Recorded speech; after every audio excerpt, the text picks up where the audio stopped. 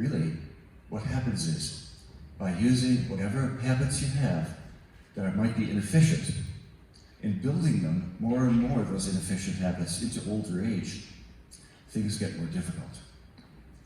So how do you change your age, if you will? How do you do that? Again, it's through learning. By feeling yourself and trying to feel things that you maybe never noticed before. So do you want to try? Yeah? So, just observe, just as you're sitting now. Can you feel which side of your pelvis might be pushing a little harder into the chair? That means it might be the sensation that one of your buttocks is bearing more weight than the other, or your sitting bones, if you can tune into your skeletal self. One of your sitting bones might be pushing harder than the other side. And just see, which is it more? Are you more to the left or more to the right? That's not a political question, by the way. Could be, though. So how many people find more weight to the right? Okay, how many find more weight to the left? Okay, now, without moving, just tell me if you could feel both of your feet and the distance from your feet and ankles to your sitting bones and pelvis. That distance creates the effort or less effort, more or less effort, to do the work of standing and sitting. Yeah? And so the goal is to make standing and sitting same work, let's keep the same work, has to be, but how can we do it so that we reduce the effort involved to do it? That's a goal for all movement. Do whatever you do with less effort. So, sense that distance from your feet and ankles to your pelvis, and now what I'd like you to do is arrange your body so that you could sit without leaning back into your chair, but don't move your feet.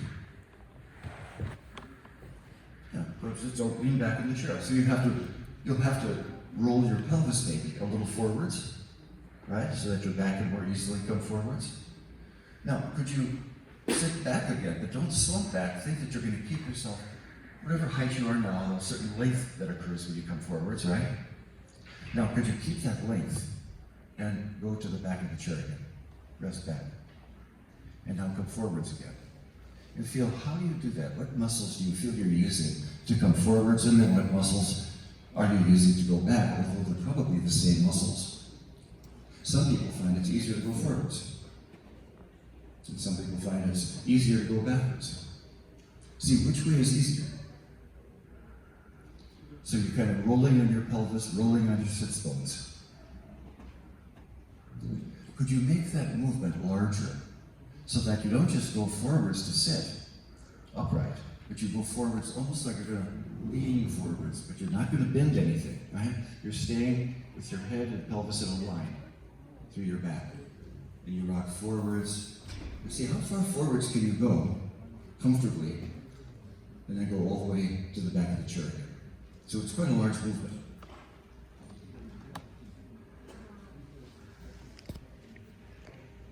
And now, that's a good speed you're doing. That's great. It's good. The slower you go to start doing anything, the better, if you want to learn to feel things. If you move too fast, it overcomes most sensations. Good. Now stay in the middle somewhere, where you're not leaning forwards or back. You might even find that's a little bit easier right now. Anybody feel that? Or at least more clear. Now, tune into your feet. By now, I understand the average age of somebody here in Rossmore is 76, is that right? Yeah? Okay, so by that time, you lose over 50% of your sensory feedback from your feet, from your lower extremities and your feet. That's a large reason why older people fall more. Now that sounds terrible. It's like, oh my God, I lost half of my sensation. What am I going to do? Well, most people don't use their brain to tune into their proprioception anyway. So whether they're feedback from their feet or not is irrelevant. They never had it. They never paid attention to it. I mean, how many kids do you even see? You know, people in your 20s and 30s. Happens all the time. Or that kind of thing. So it's easy for people to have a larger movements that way, but it could also be just this.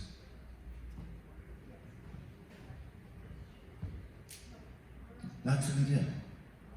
So, noticing that where your feet are right now, could you put your hands on your knees?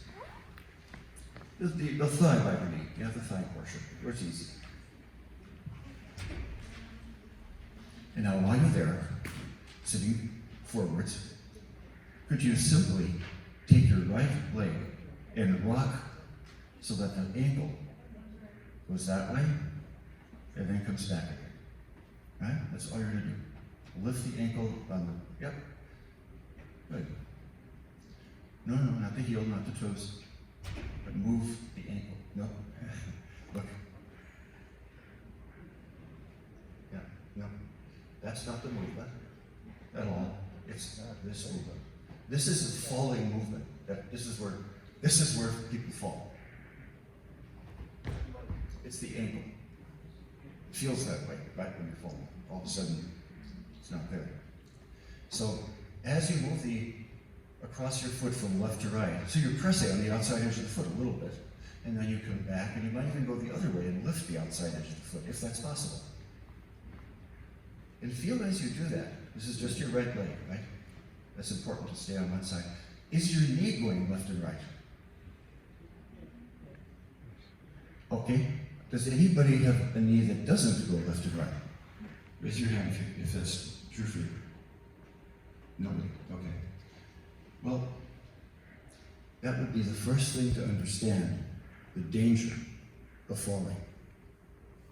So we're going to make a change that you might find presents a lot of problems that can be alleviated with this one thing. Keep your hand on the right leg. Stay forward, sitting up. Now, think you're going to put the hand there to make sure that your right leg doesn't move at all. It stays centered. And you're going to do the same movement of the ankle, lifting the inside, the outside. So as you rock back and forth, can you have an independent movement of the ankle that doesn't require that the knee move?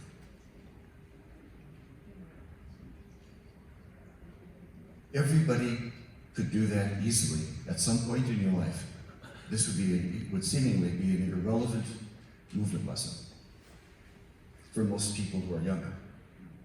But that's what happens as you get older. And that means if you're, let's say you're outdoors and it's a rainy day, something like that, a slippery surface, and if you don't have the ability to go, oops, no, that's not good. That is where the fall starts. The ankle goes over, the knee goes in the same direction, right? The knee goes the same direction. And that's what brings the pelvis over and down you go. Now in actuarial tables, insurance companies know more about falling than the medical world. They do, they keep track of these things. Most people, there are 4 words, some people fall, but the number of times that happens is about 30 to 35%. It's going forwards. Backwards, which really sounds scary more, maybe, that's 10% or less, 8 to 10%. So where do the falls happen? Out to the side. But the most prominent area is the diagonal. 50% of falls are diagonals, meaning you go forwards and off to the side. Down you go. Now the other thing about balance that's really important to understand is to unify, as I had already said, but to unify the proprioceptive self, what you can feel about your movement, with your teleceptors. So I would have standing on one leg means nothing in terms of your falling that way that I'm describing, where the ankle goes and all that. So what you really need to do, put some stuff on your floor. Just throw things on your floor that would be in your way, you know? Just anything. You can throw books there, put glasses there, whatever. And then walk right over that. How do you do it? How do you maneuver through that stuff? right? Because it would say, I have to go that way, and I have to, that's in the way. That's a good practice to do. The other practice that I have people do, and it seems to bring the most result, take a book and read it. While you're reading the book, go for a walk through that obstacle course you built. Right? Oh yeah. Teleceptors are out there. Now why? Why is tied to the diagonal flowing? So, I'm in a restaurant, let's say. It's crowded. There are tables all around, all that kind of thing, a crowded restaurant. Great meal. Get up from my chair. I'm going to walk towards the door, and over I go, and I'm fine. There's somebody sitting at another table who recognizes me. Somebody I know. And they go, "Hey, Dr. Wildman." I'm going, that's it. I'm walking, I'm comfortable, but now I turned. And in that turning, you go down diagonally. That's the most common, again, it's the most 50% of all falls are diagonal forward. Right? Off to one side or the other. And that's a situation because once your teleceptors are engaged, I heard the person, I want to see the person, but I can't feel myself when I do that. That means that your proprioceptive self, your inner sense, doesn't match the movements you're doing in the world and how you need to respond or want to respond. Like, hello, right? It could be just, okay, you say your name, you look around, you stop, hi, no big deal.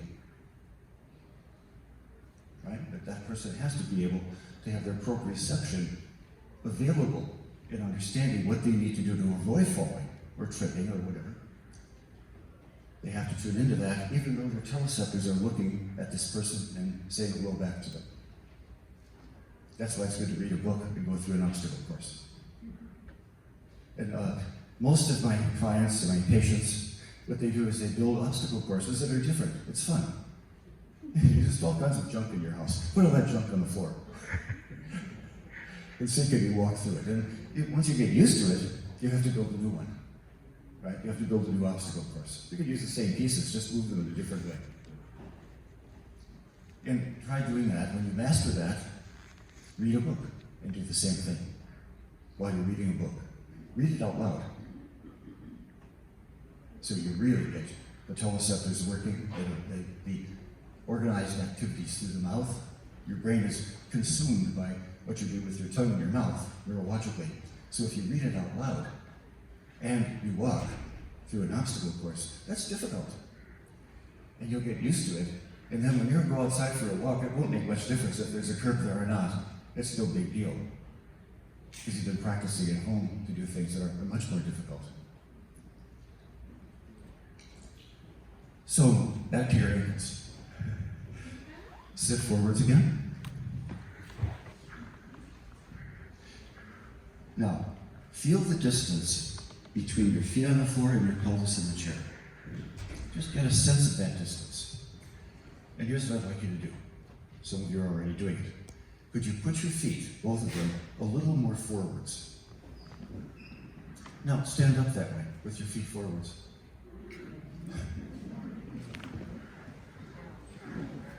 Not so easy, is it? Yeah. Okay, so stop. So now, move your feet, not back to where they were, but move them closer to you than they were. So the distance between your feet and ankles and your pelvis is reduced. Yeah? And rock forwards again. And see, is it easier to stand up? Yes? Any no's? Anybody with no? Usually in a group like this, it'd be a couple people. And then there's things we can work with. So you see now, you don't need strong legs. You don't need to use your hands. Because you're doing something where the workload of sitting and standing, the effort is reduced. But it can only be reduced because your brain has an opportunity to tune in and feel something. And here's the good news. Here's the good news. Even though you lose sensory feedback from your feet and lower extremities as you get older, since most people don't use their proprioception very much because they're imitating movement, they're moved poorly anyway, then what happens is they aren't using most of their brain.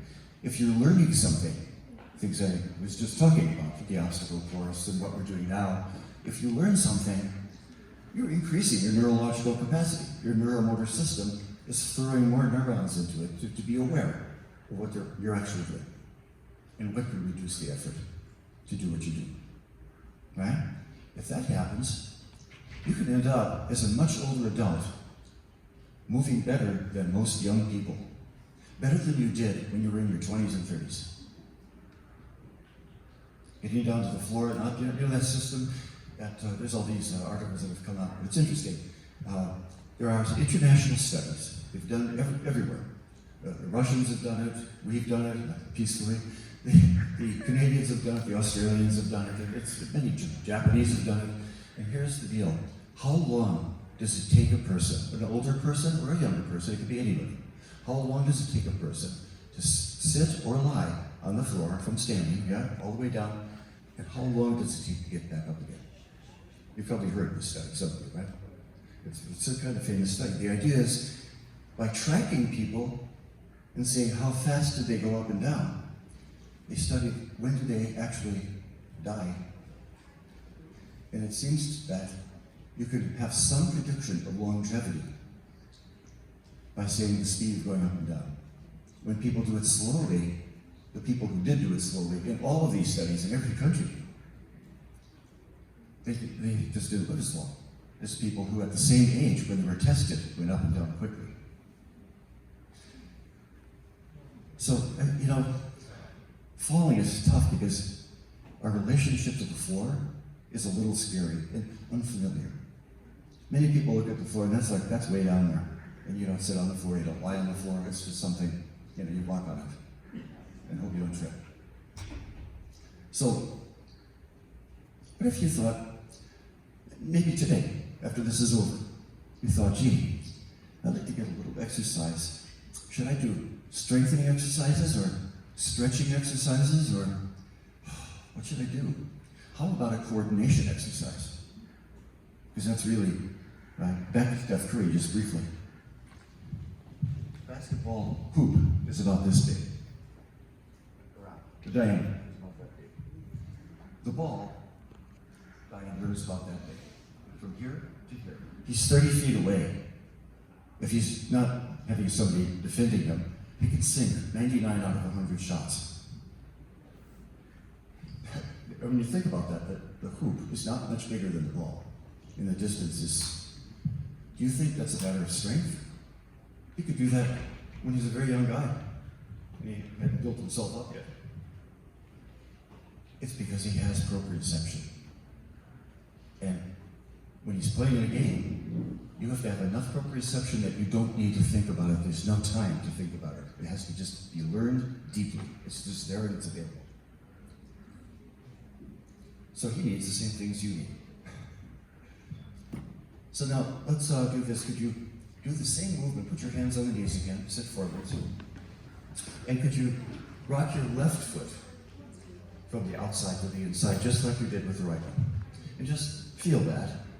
Go slow enough to really feel how you do it. Again, the slower you go, the more you sense.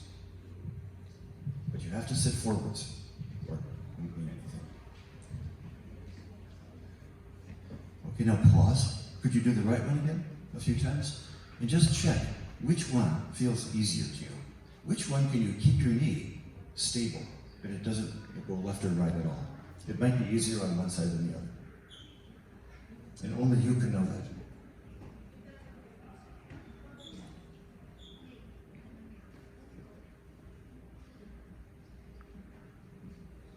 Now, how many of you find it's easier to do that rocking of the foot on the right side?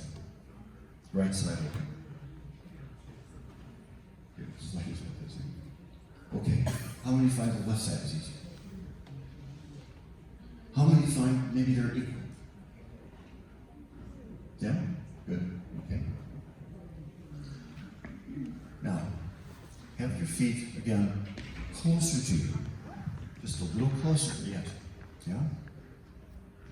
Rock forwards and back just a couple of times, as far forwards and back as you can go. And, but don't look down. When you rock forwards, keep your orientation out. Good. Keep going until you fall up over your feet. Just keep going until that's right. Good. Yeah, don't use your hands. If you have to, okay, but try not to. Now, also, when your feet are so close together, it's a little tight. If your feet are really close to each other, it's harder. So think about the distance between your left and right foot. At least one foot should fit in there, at least. There you go. Easier? So all these little things help. And see, as you're going up and down now, is the effort reduced? So now we're going to do a couple of other things with this. The next time you go up and down, think that your intention is to stand up so you can look out those windows over there, those doors with glass. That you're going to rock and orient your body to face that way, not moving your feet. Right? You just simply, as you come up, you're going to curiously see what's there.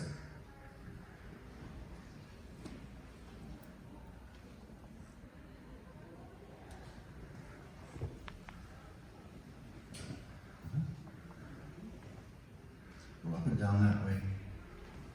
Now change it. Decide you want to look over this way. Again, you don't move the feet, but you let any part of your body turn that you want to make it easy. If you just turn your head, it's going to be harder than if you also turn your chest a little bit with that direction.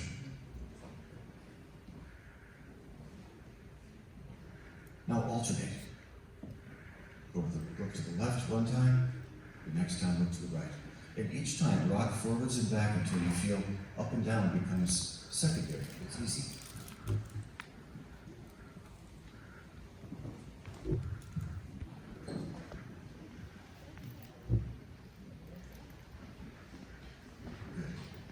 You rest.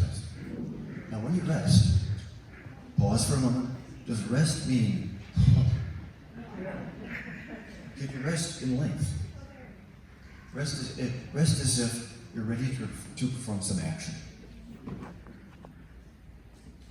And see, can you feel that? Okay.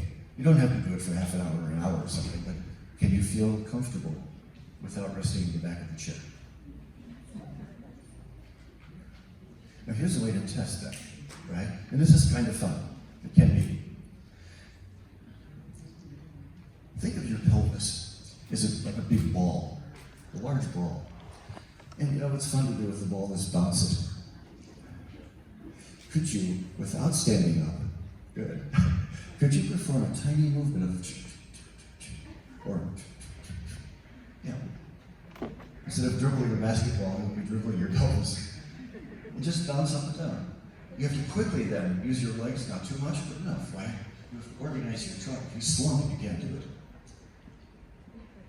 So that length is essential. Good. Up means just enough that somebody could pull a piece of paper out from under you. Right? There's just a little room there that they can do that. And, yeah.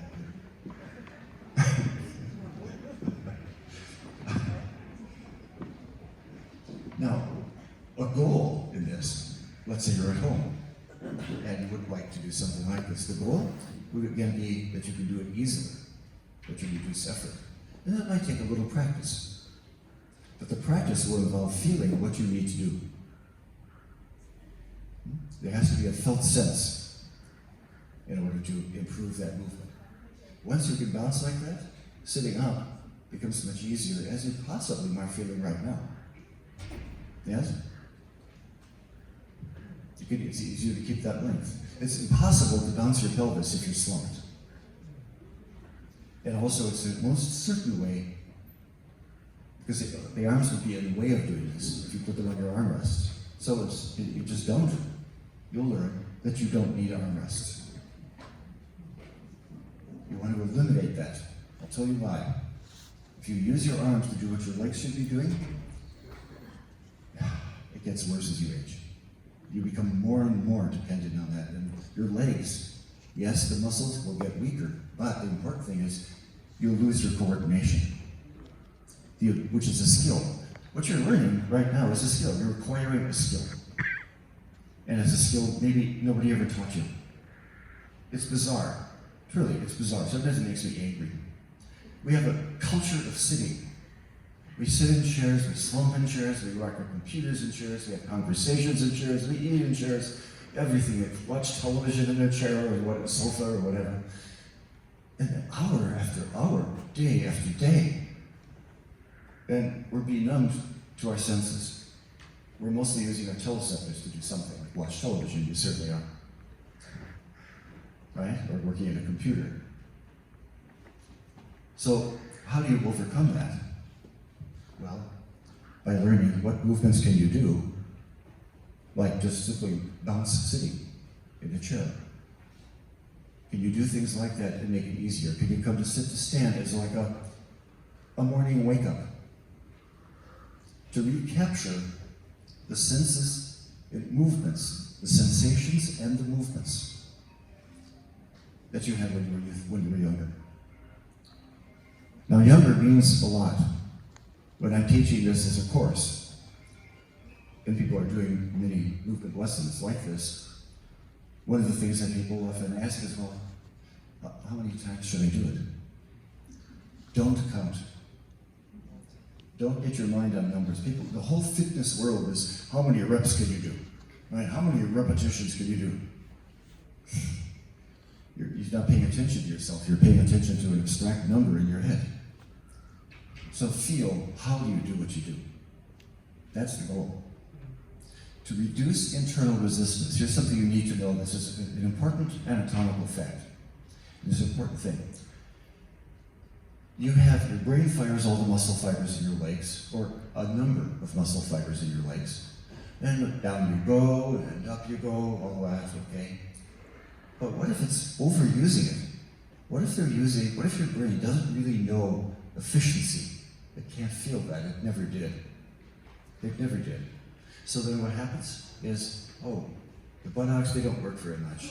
It's all in the thighs. That hurts my knees. I have trouble with my knees, right?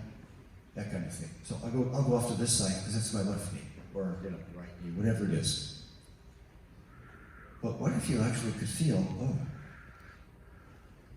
when I go forwards to sit down, I should be going forwards, right? See, if you think I'm going to sit down back there, now I'm in an imbalanced position. That's what leads to thump back into the chair, right? That idea. It's because your brain has not learned, you haven't learned how to do it. So you could think, can I feel my pelvis goes back, but my chest and my head, I go forwards mostly. And now I'm counterbalanced. And I can just keep going down. When I come up, now I push my pelvis forwards, as if somebody went, boom, up you go. So you eliminate the idea, because it's an idea, it's an image, inappropriately learned in sitting, that to get up and down is up and down. No, it's forwards and back.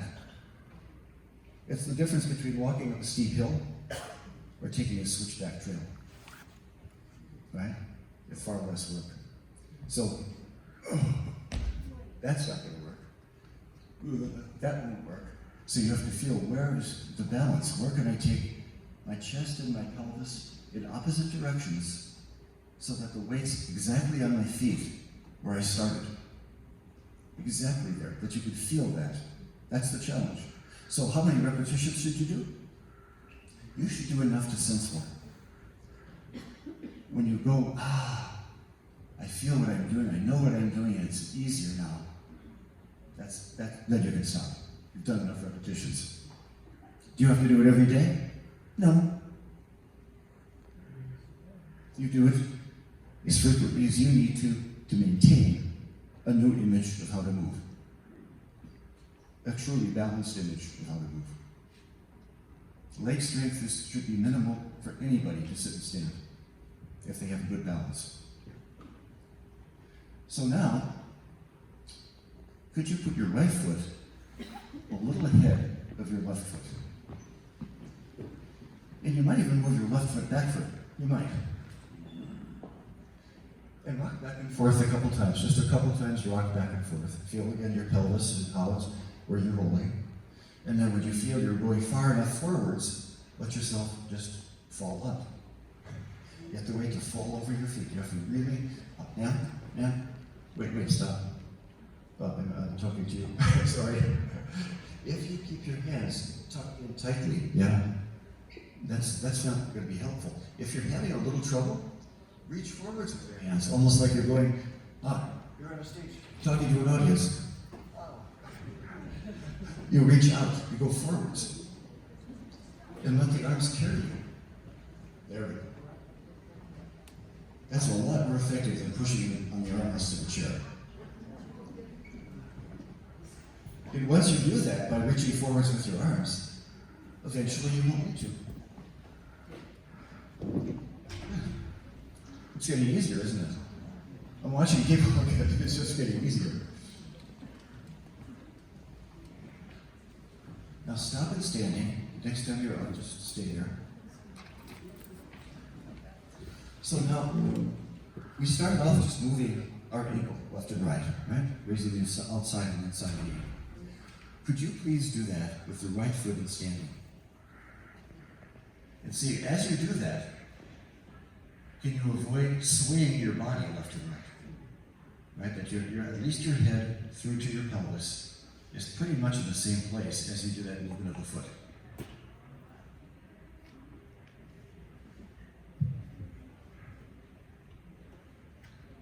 Okay. Now pause and do the right leg. The left leg, the left foot. Same thing, rock it. And can you do that without swaying left and right?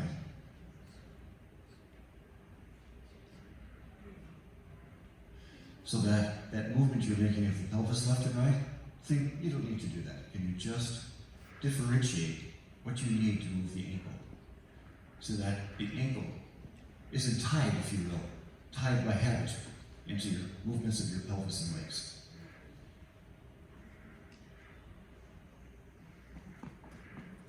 Yeah. It's not that easy, is it? It takes a little. Now, could you do both? Yeah, do both. And nothing moves upstairs. Not even your belt might move slightly, but very little. Very little movement of the pelvis even. It's just as well as you can differentiate the ankles and feet from the rest of your body.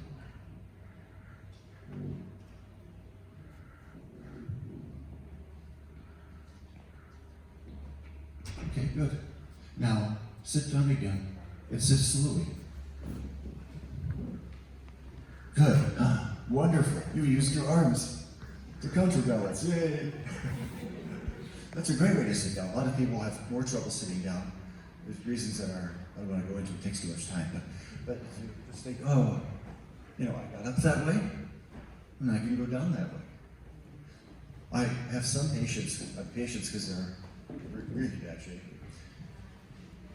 I have them practice doing it by having their therapist, who has to be trained, how to help them up by pulling through their arms. Right? Once they learn that, then can they just reach? Then can they simply use their arms. Time the movement of the arm going forwards with the lifting of the pelvis. It's timing. Right? It's timing that makes it work. Yeah. Okay. Could you now come to standing? Everyone just come to standing. Easy. Ooh, nice. Nice speed. Good. Now, how to reinforce the posture that's required for good balance. Could you just go, you bounced your pelvis on the chair, now think you're going to bounce on your heels. And you'll feel as you bounce, you have to drop the weight to the heels. You won't break any, it's like, don't worry. Drop it, and you feel like a shock going up to your head. You should feel it in your head. It'll rattle your teleseptors a little bit. Right? Do it, but change the rhythm. Maybe 1, 2, 3.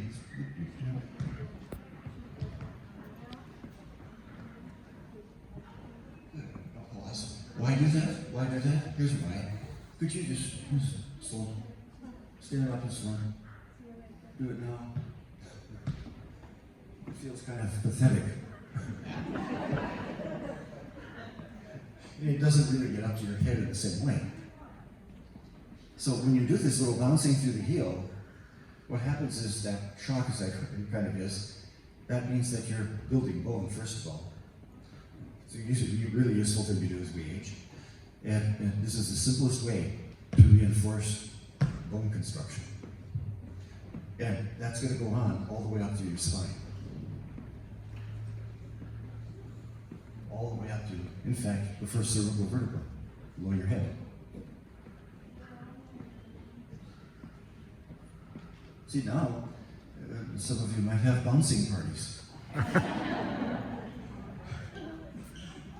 I was told by somebody that they tried this. This was a woman who, she's 87 years old, and so she was in such bad shape, and she had such fun learning all these things and improving that what she tried to do with while sitting in a chair, at the dinner table, she tried to eat. Well, she was bouncing.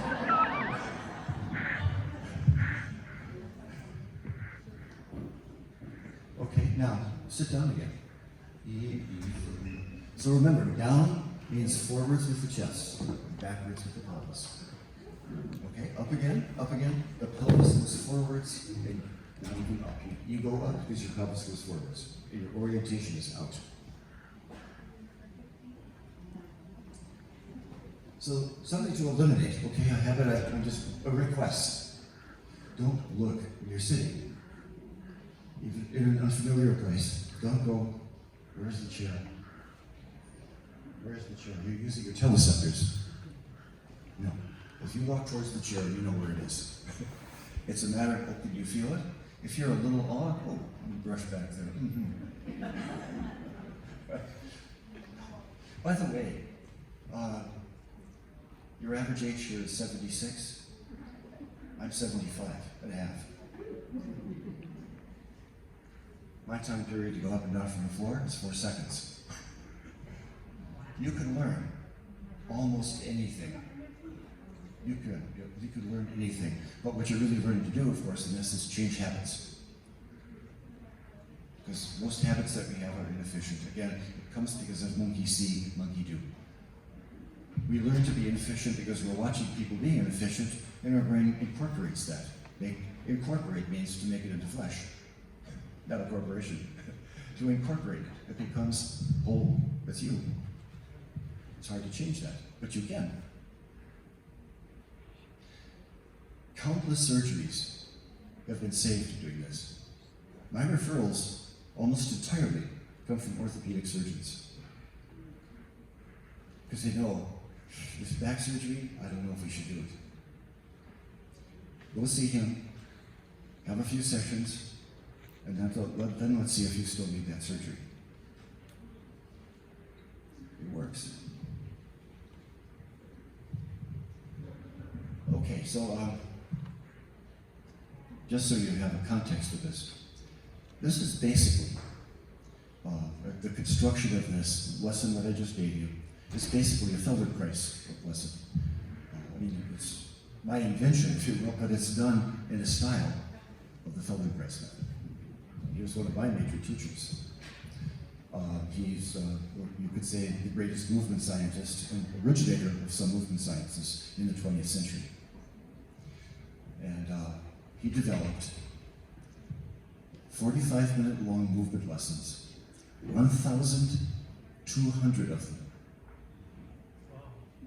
Dozens for the voice that are used with professional singers, dozens just for fingers and hands to work with people with infirmities and narrow accidents they've had, or people who really have a discoordination.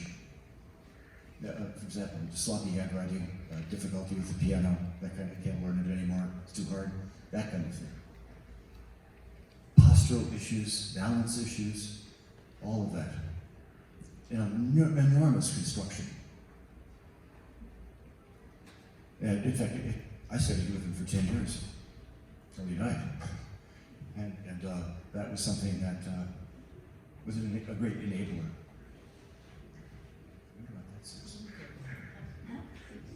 What does it say?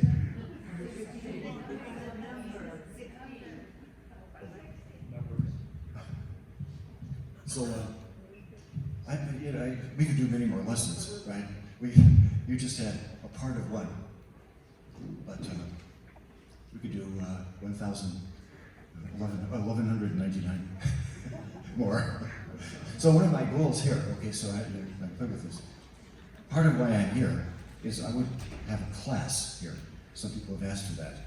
To have a class here at Rossmore where you could use some of these lessons, where every time you have the class, you don't build from one lesson to another. You have entirely different lessons. You come into the room, maybe you've done 100 lessons, you know the method you think, and it's all, we're ready to go and practice one. It's more important to go, the next class is to be approached like a child, learning something new, because you don't know what the teacher's going to give you. You can't rely on what you did in the last lesson. That's how kids learn. They keep experimenting, they try the wrong thing, and learn that's the wrong thing. If no one's there to tell them it's the wrong thing, it's not the wrong thing. It's just a different way. So I want to encourage you to get down to the floor and back up again, okay? That's your takeaway. You can practice this, of course, the sitting stuff that we just did, and standing, and all of that. But really, get familiar with the floor if you want to reduce what I understand you're here for. I was told this whole thing was happening because in a survey they asked you what you wanted, and 85% of the residents here were said fear of falling is their greatest fear. So, is balance just a mechanical issue? Or is it an emotional issue? What if you didn't feel the fear of falling anymore? Wouldn't you have more confidence? Wouldn't you feel better? Would you enjoy everything more? You could go for walks without fear. You could go to a new place and not go, oh geez, I hope I can do that. Because you've already walked over obstacles, you know you can do that. Another trick, by the way, with obstacles, what some people do when they master obstacles, go backwards over them. Backwards. Whoa, what's back there? Feel it, feel it. What's back there? Oh, this one's over here. Okay, this one's way over there. Oh. And the safety of your house. And to start with anyway. But get familiar with the floor. Don't look down at it and think, oh my God, I hope I don't hit it. Right? I hope my hip can take it, won't you? Okay? So, I don't know what time I'm supposed to really end. Am I supposed to end on? Anytime's fine. Did you want to take questions? Or? Yeah, I was thinking, but I'm not sure what time it is. Yeah. Where are we at? About 5 minutes of questions? Yeah, okay. All right, well, let's take questions. Anybody have one? I've got one over here.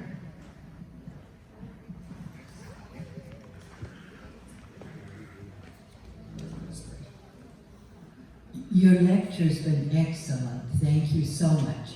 Thank you.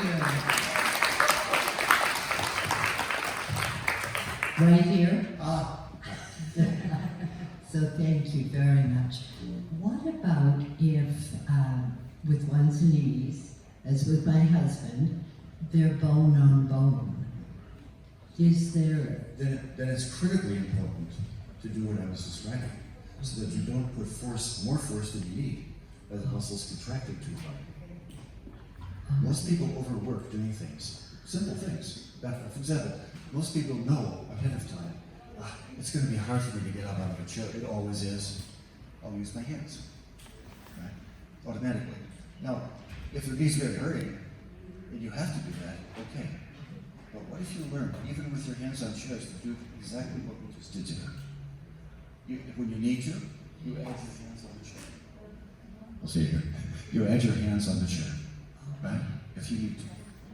Thank you. And then you reduce that. You try only one hand.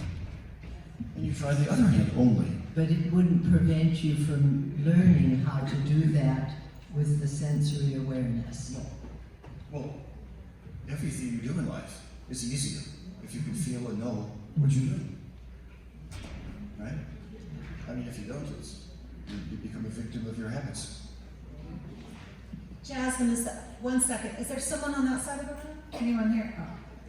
Oh. and then I'll come back to you, sir.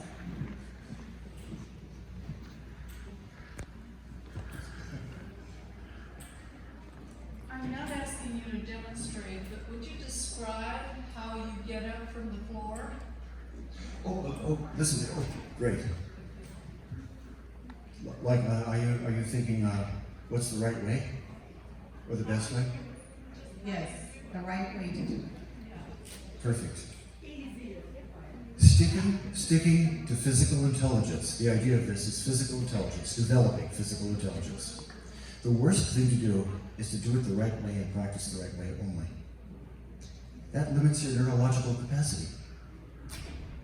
Why not go, I'm going to try a way of doing it, whatever it is, and the next time you do it, you try a different way.